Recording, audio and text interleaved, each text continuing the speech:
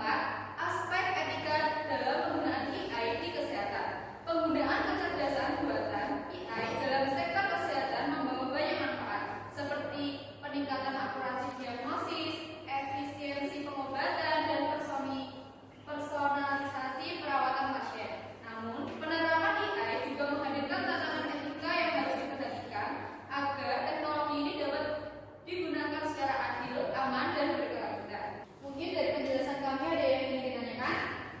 Izin bertanya. Baik. Perkenalkan, nama saya Alisa Kurniawan. Pertanyaannya, apa saja sih aplikasi artificial intelligence dalam bidang kesehatan? Oke, akan dijawab. Oke. Untuk AI itu memiliki berbagai aplikasi utama dalam kesehatan seperti diagnosis penyakit, pengembangan obat, analisis data medis, dan manajemen rumah sakit.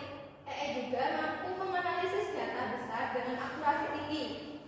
Misalnya, dalam mendeteksi kanker melalui citra medis. Selain itu, AI juga membantu dalam telemedicine dengan memungkinkan pemantauan pasien dengan jarak jauh. Apakah cukup membantu? Terima kasih. Mungkin ada yang ingin ditanyakan lagi? Ya. Perkenalkan, nama saya Husna Zahra. Bagaimana dampak penggunaan AI terhadap efisien dan efektivitas pelayanan kesehatan? Baik, soal saya rangkum. Saya izin menjawab. Penggunaan AI meningkatkan efisiensi dan efektivitas pelayanan kesehatan dengan mempercepat proses diagnosis, mengurangi kesalahan medis, dan